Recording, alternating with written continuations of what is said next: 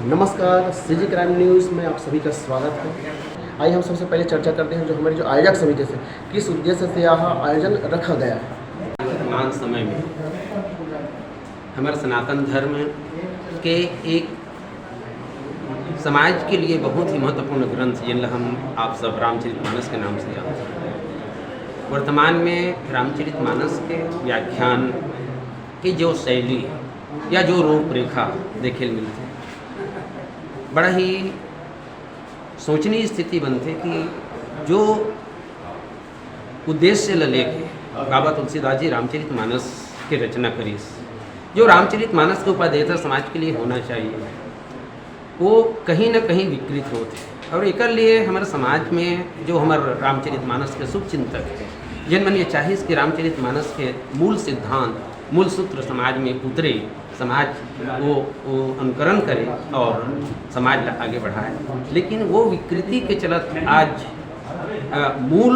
दिशा से भटक के आज व्याख्याकार कुछ नाना प्रकार के विसंगति भरे व्याख्या करते हैं और एक परिणाम ये होता कि समाज ला जो सूत्र और जो रास्ता मिलना चाहिए, मार्गदर्शन मिलना चाहिए, वो नहीं मिलता। कहीं न कहीं हमारे गुरुजन मन, हमारे समाज के वरिष्ठ शुभचिंतक मन सोचिस कि ऐसा अगर गलत दिशा में व्याख्या हो तो कहीं न कहीं एक गलत परिणाम समाज में देखने मिली। एक सती एक ऐसे कार्यशाला के आयोजन किए जाए जेकर माध्यम से हमारा नया जो वक्ता है वो मतलब एक सही रास्ता मिले और वो सही रास्ता में चल के रामचरितमानस और तुलसी के मूल सिद्धांत के प्रतिपादन, मूल सिद्धांत के प्रचार और प्रसार समाज में, ये उद्देश्य से कार्यशाला के आयोजन किए गए। आज की आवश्यकता भी है कि जो लोग नए लोग हैं, जो रामचरितमानस को जानना चाहते हैं, समझना चाहते हैं, बोलना चाहते हैं, उनको कहीं ना कहीं से आश्रय तो लेना ही होगा, क्योंकि बिना गुरु ज्ञान संभव नहीं है। तो ये जो कार्यशाला है वो मूलतः व्याख्याकारों को पोषित और मजबूत बनाने के लिए किया जा रहा है। इस तरह का आयोजन लगातार होते रहना चाहिए और हो भी रहा है। और जो हमारे जो नवोदित आए हैं नवोदित व्याख्याकारों के लिए मैं ये कहना चाहूँगा कि जितने भी यहाँ पर शिक्षक आते हैं, जो भी ज्ञान में लेके अनुभव लेके उनके द्वारा जो शैली जो सूत्र दिया जाता है उसको अपने जीवन में अंगीकार करें और उसी को आश्रय बना करके राम तत्व को आधार बना करके समाज में वो एक मिसाल का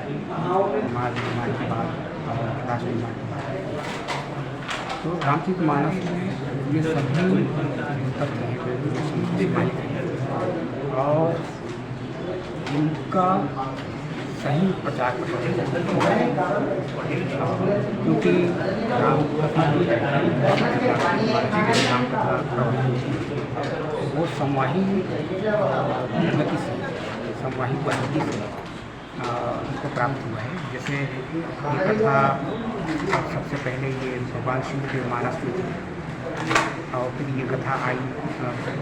उन्हीं के बाद माध्यम से भगवान माँ पार्वती के पास,